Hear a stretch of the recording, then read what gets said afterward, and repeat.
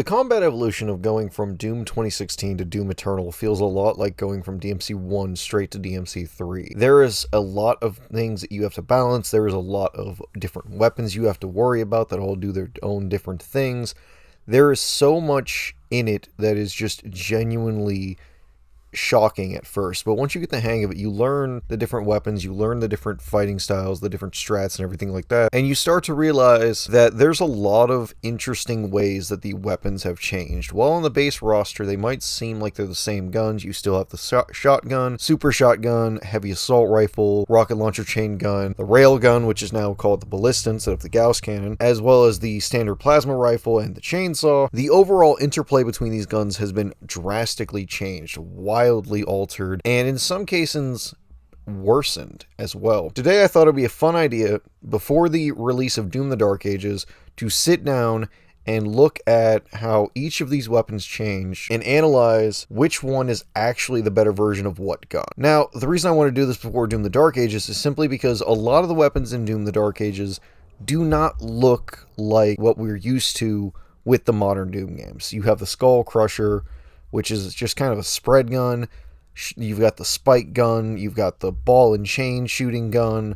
So it would be kind of weird to try and make this video with all three of the modern Doom games, because the ones in the Dark Ages just seem so strange. First of all, before we even dive into this, we will not be covering the BFG, because the BFG is pretty much the same in both games. It sends out big tendrils of energy, blasting all the demons, ends in a gigantic explosion that's going to kill whatever it's aimed at, unless it's a Marauder in Eternal, and overall, it's just not really different enough to warrant a spot on this list. So, let's dive in with the very first weapon I want to talk about, the chainsaw. So analyzing the chainsaw is actually kind of interesting, because they both serve a similar purpose, but their functions are massively different. They're both a one-shot that gives you ammo, but with the demon structure of Doom Eternal, there is a weird dichotomy where you can either one-shot one big demon or three small demons. Whereas in Doom 2016, you can one-shot any demon as long as you have enough charges for it and still get a massive spray of ammo.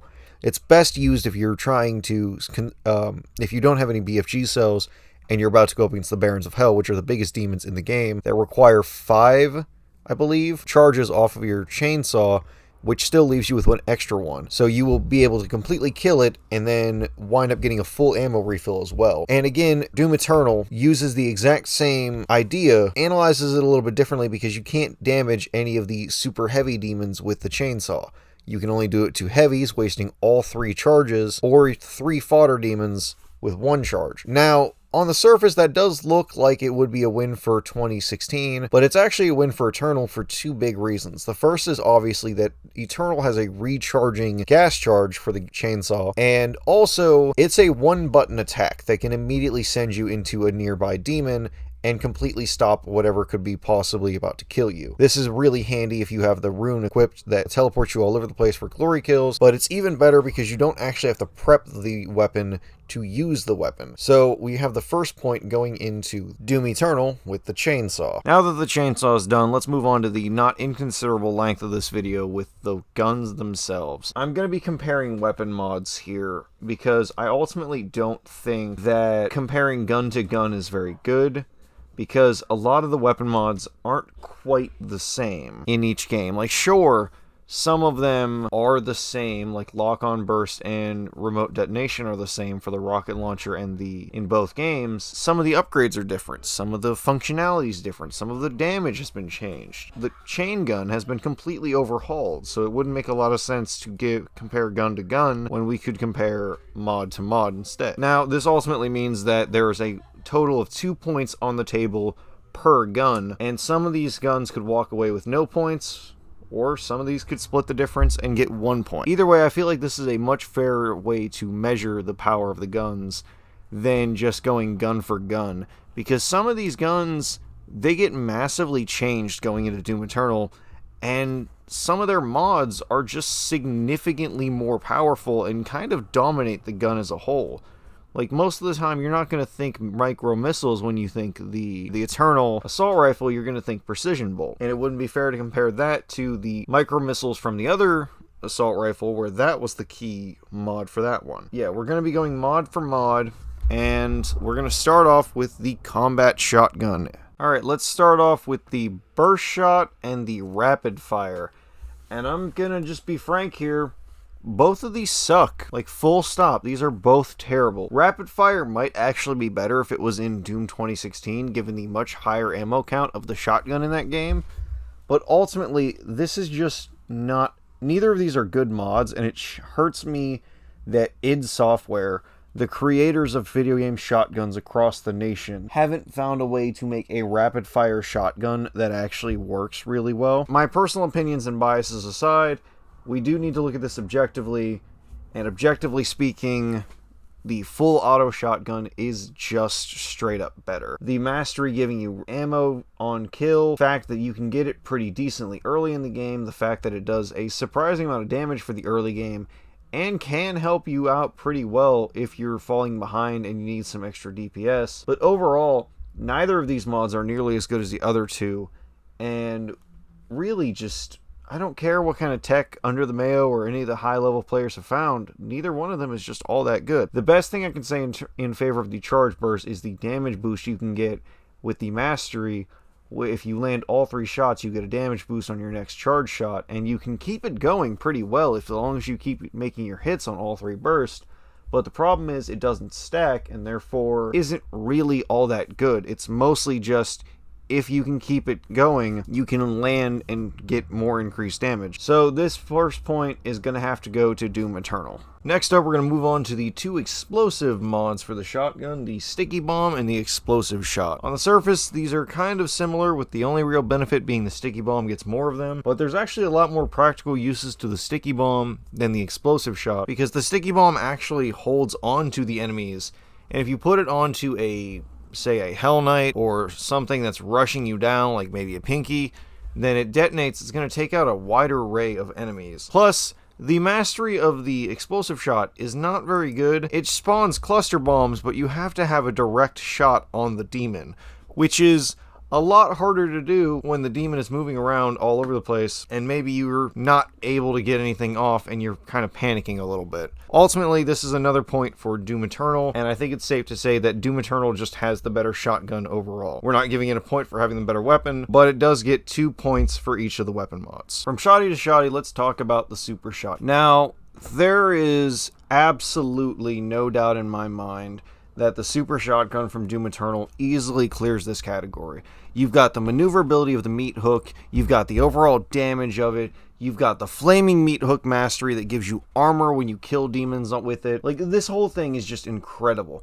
Sure, I love the double tap feature of the Doom 2016 Super Shotgun, but there's just no comparison here. Like, this is probably the most unfair comparison for any weapon mod that isn't the 2 chain gun weapon mods that wound up getting shoved together for this list. Yeah, this is another point for Doom Eternal, and I think it goes without saying, this is my favorite version of the Super Shotgun, period.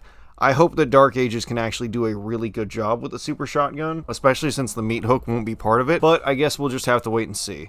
But for as of now, Doom Eternal easily takes this point and has my heart for the best Super Shotgun. Alright, next up we're moving on to the Heavy Assault Rifle / Heavy Cannon, and we're going to start off with the scopes, and immediately there's no contest. This is an easy point again for Doom Eternal. The scope in Doom Eternal is too powerful, too versatile, and the scope for Doom 2016 just kind of lets you zoom in and shoot the demons from farther away. There's really no point to it in that game, but in Doom Eternal you've got all of the need you have for blasting off weak points, hitting headshots, just general power, because it's an incredibly strong ability too. It's like ridiculous. And overall, yeah, there's really nothing to talk about here. This is an easy W just for Doom Eternal. And now we move on to the micro missiles, and on the surface there's not too much to talk about, but there's actually a lot of interesting changes. For one thing, the micro missiles cost 2 bullets in Doom Eternal compared to the 6 in Doom 2016, which is innately way better, meaning that there's no need to waste a weapon upgrade point on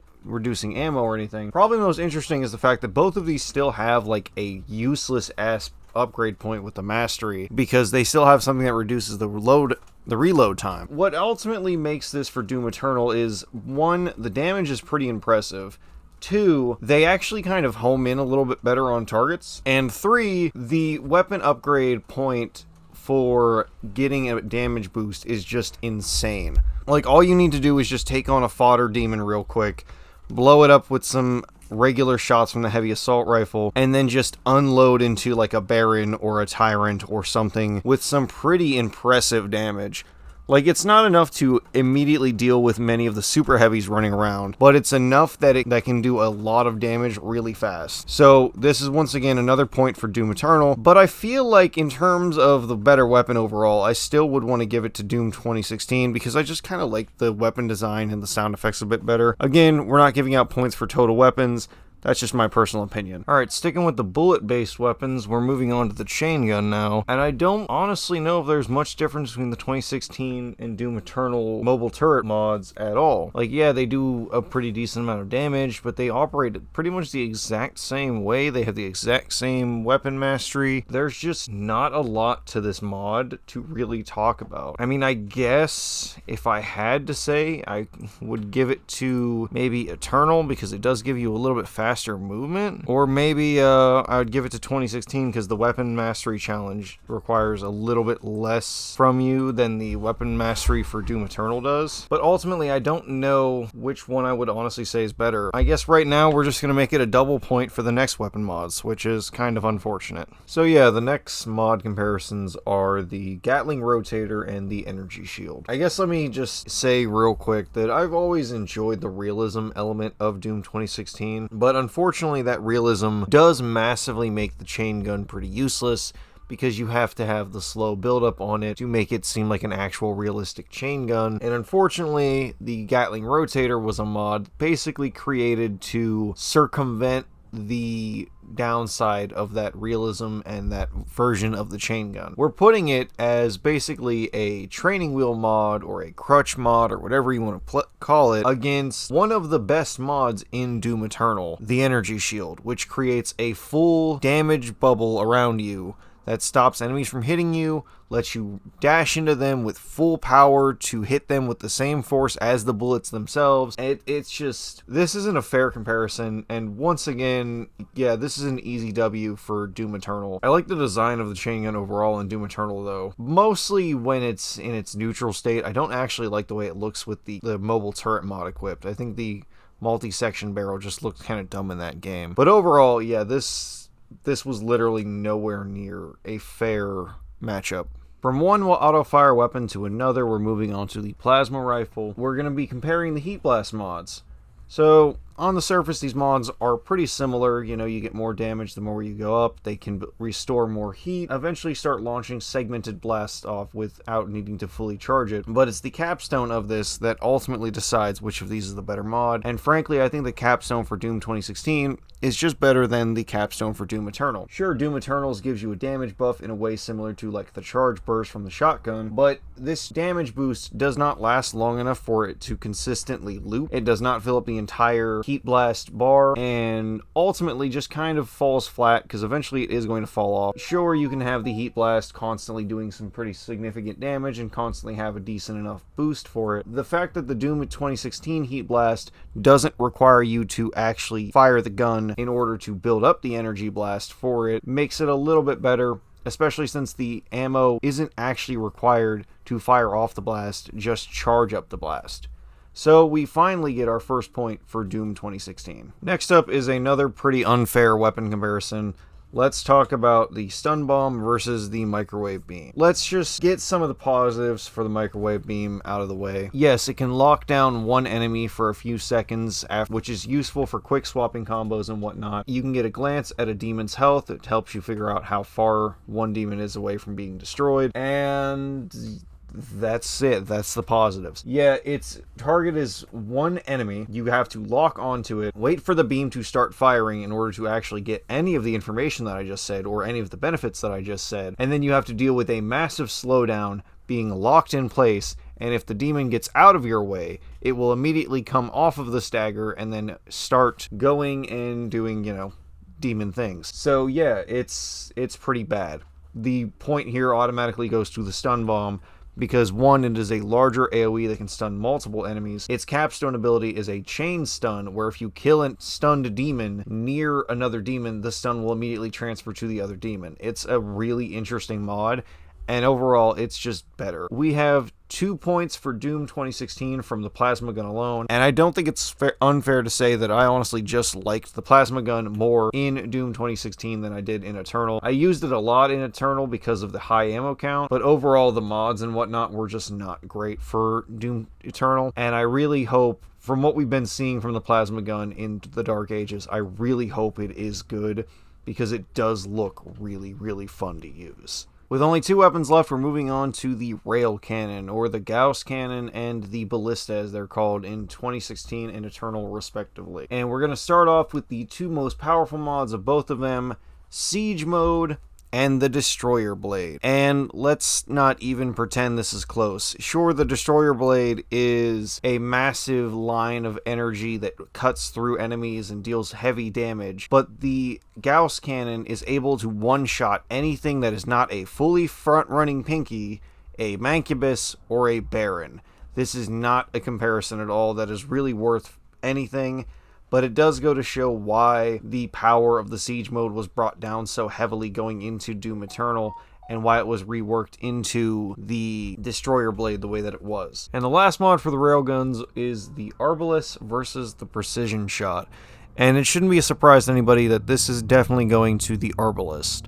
For one thing, it has a massive explosion radius, it deals a crap ton of damage, and it can one-shot cacodemons, which is pretty useful, especially towards the mid to late game when they start just spamming those things all over the place. Its capstone ability to allow it to immediately start charging up another Arbalest shot if you land a direct hit is really useful against pain elementals and other airborne enemies, because it's just handy to be able to. It does still have a pretty large charge time even with all the upgrades, and that's why being able to instantly start charging is really good. The Precision Shot or Precision Bolt, on the other hand, is not super great. It just deals a decent amount of damage, and if it kills an enemy, they blow up. That's not really anything. The comparison here is just not fair. This one's a win for the Arbalest. But overall, in terms of the railguns, I definitely think the Gauss Cannon is better. I like the design a lot more. I think it's a lot more fun to use.